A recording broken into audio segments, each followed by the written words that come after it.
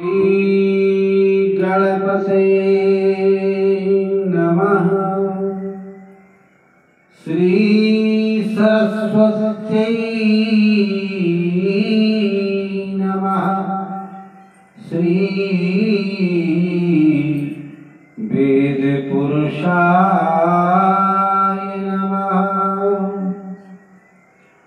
बंसी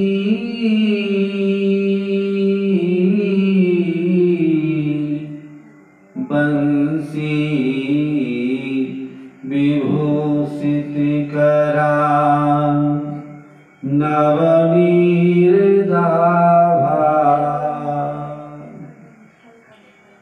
पीताम्बरा अरुणबिंब फलाधरोष्ठा पूर्णेन्दु सुंदर मुखा अरविंद नेत्रा कृष्णात् परं किमपि च त्वमहं न जाने। कृष्णात् परं किमपि च त्वमहं न जाने। ध्येयं सदा परिभवाग्नमभीष्टदो तीर्थास्पदं शिवविरञ्चिनुतं शरण्यं हृत्याद्रिहं प्रणतपाता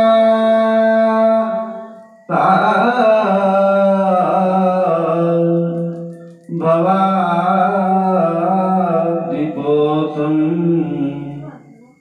वन्दे महापुरुषते चरणारविन्दम्।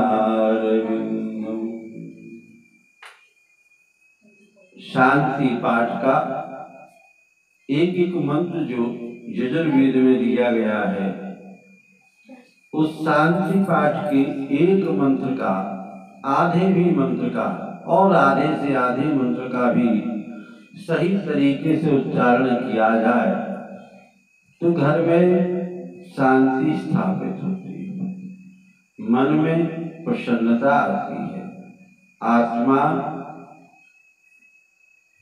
प्रफुल्लित होती है। आज का दौर जो है, जीवन में, हमारे सभी के जीवन में महत्वाकांक्षाएं इतनी ज्यादा बढ़ गई हैं, जिनकी पूर्ति करने के लिए हम लोग अनेक प्रकार के तनाव को ग्रहण करते हैं। जिन तनावों के कारण ही हमारे देह में, हमारे शरीर में, हमारे मन में, हमारे मस्तिष्क में अनेक प्रकार के रोग ग्रसित होते हैं, जिनसे आदि व्याधि और उपाधि की पीड़ा हमको प्राप्त होती है। और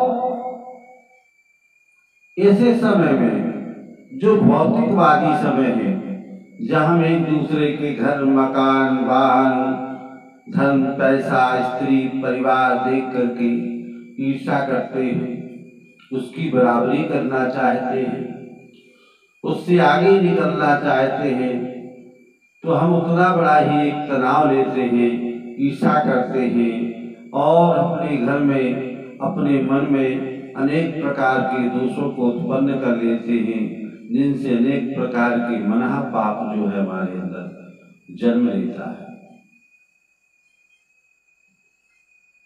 अब ऐसे समय में चूंकि स्वाभाविक है, ये युग का भी गुण है, और जो युग चल रहा है वो अपना असर करता है, इसका नाम कलयुग है। और अध्यात्म में सुख है, अध्यात्म में शांति है। यदि आप कहो कि आप मिथ्या कहते हैं तो मैं आपको बता दूं किसी भी संत के यहाँ हम लोग जाते हैं, हमें तो नहीं बुलाता ना, लेकिन हम लोग जाते हैं। और जो लोग हमारे समीप आचार्य हैं उनसे भी विद्वान हो सकते हैं। अगर वो ज्ञान की बात करते हैं तो हम उनकी बातों को अंगीकृत नहीं करते, हृदयंगम नहीं करते। हम उस भीड़ को देख करके, उस महात्मा का वैभव देख करके और उस महात्मा के समीप होना चाहते हैं, उनसे अपना दुख बताना चाहते हैं। क्योंकि हमको विश्वास ये है कि जब इतनी बड़ी भीड़ इनके पास जाती है तो जरूर ये कोई जादूगर होंगे या कुछ जानते होंगे, तभी तो इनके पास भीड़ आई। तो उस भीड़ को देख के हम भी अपना दुख, अपने मन की शांति ढूंढने जाते हैं। इसलिए क्योंकि अध्यात्म जो है, ज्ञान जो है, सुख देता है। मना, वाचा और वाणी को सुख देता है, हमको संस्कारित करता है, जिससे हम कभी भी असंस्कारित न हो, संस्कारवान बने रहे। तो मेरा कहने का आशय ये है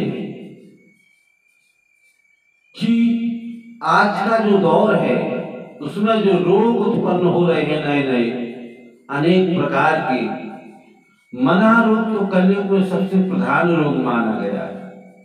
सभी लोग जो हैं मन के रोग से ग्रसित हैं। जब मना एवं मनुष्याणाम सुख दुख से कारण, जब मन ही ग्रसित हो, दुखी हो, परेशान हो, तो शरीर में रोग आ जाना स्वाभाविक है।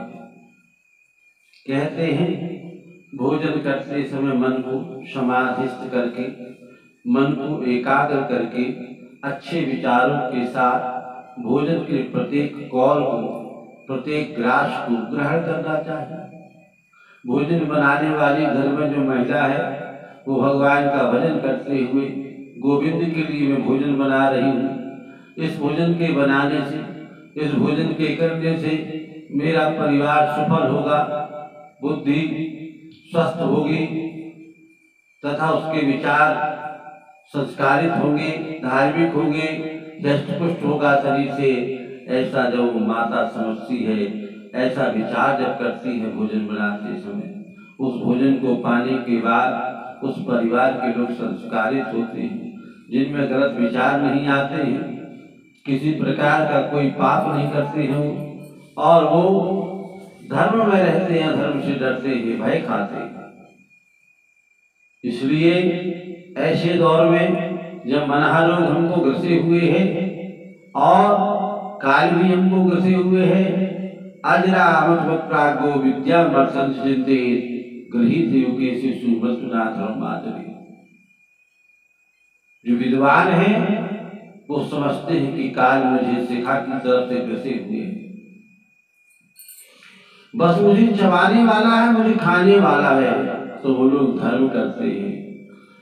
हमारे धर्मशास्त्र कहीं नहीं कहते कि आप पैसा मत कमाओ, नहीं कहते। इस भौतिकवादी संसार में धन की जरूरत है, धन से यश मिलता है, वैभव बढ़ता है, धन से हम सेवा कर सकते हैं, धन से धर्म कर सकते हैं, धन से अच्छी से अच्छी व्यवस्था में हम रह सकते हैं। धन जरूरी है, परंतु धन कमाते समय ये जरूर ध्यान रखना चाहिए कि कहीं उसके धन कमाते समय कहीं हमारे धन के साथ पाप तो नहीं कमा रहे। इस बात का विशेष ध्यान रखना चाहिए। अगर ये नेत्र खोल करके आप धन कमाएं, नेत्र बंद करके नहीं, तो आपका जीवन जो है पापाघात और पाप रूपी ग्रास और पाप रूपी जो है ग्राह के गले का भोजन नहीं बने, ग्रास नहीं बने। इसलिए महत्वपूर्ण विषय यह है कि हम धन तो कमाएं, लेकिन जितना धन कमाओ उतना धर्म भी करो। एषाम अविद्या तपोदानम ज्ञानम अधीरम गुणो धर्मा ते मृत्युलोके भूविभार होता मनुष्य रूपेण मृगास्त्र। जिसके पास विद्या नहीं है, जो गुणज्ञ नहीं है, न तप है, न दान है, न त्याग है, वो इस पृथ्वी पर केवल भारत स्वरूप है। मनुष्य की शोभा तो तप दान यज्ञ करने से होती है, उनकी पीढ़ियां समझती है। अध्यात्म यदि नहीं जोड़ोगे आप, केवल धन भर जोड़ोगे तो धन जो है वो आगे वाली पीढ़ियों को खा जाता है। और यदि आप अध्यात्म जोड़ोगे, सत्संग करोगे, संत सेवा, ब्राह्मण सेवा, गौ सेवा, कन्या, माता पिता, अबला नारी के प्रति पाप न करोगे, बुआ बहन को सम्मानोगे, रिश्तों को, तो आप धार्मिक रहोगे, आप पुण्यवान रहोगे, आपका जीवन सफल रहेगा। आज की वाणी इतनी ही है मेरी। सभी से कहना है कि धन के साथ धर्म बहुत जरूरी है। धर्मोपार्जन और अर्थोपार्जन बराबरी से करना चाहिए, तब आप जो है मोक्ष की प्राप्ति होती है, अपवर्ग होता है, ये ध्यान रखिए। ओम द्यौः शान्तिरन्तरिक्षगुं शान्तिः पृथ्वी शान्तिरापः शान्तिरोषधयः शान्तिः वनस्पतयः शान्तिर्विश्वे देवाः शान्तिर्ब्रह्म शान्तिः सर्वज्ञ शान्तिः क्षमा शान्तिरेधि यतो यतः समीहते ततो नो अभयं कुरु शन्नः कुरु प्रजाभ्यो भयं नः पशुभ्यः। ओम शांति शांति शांति।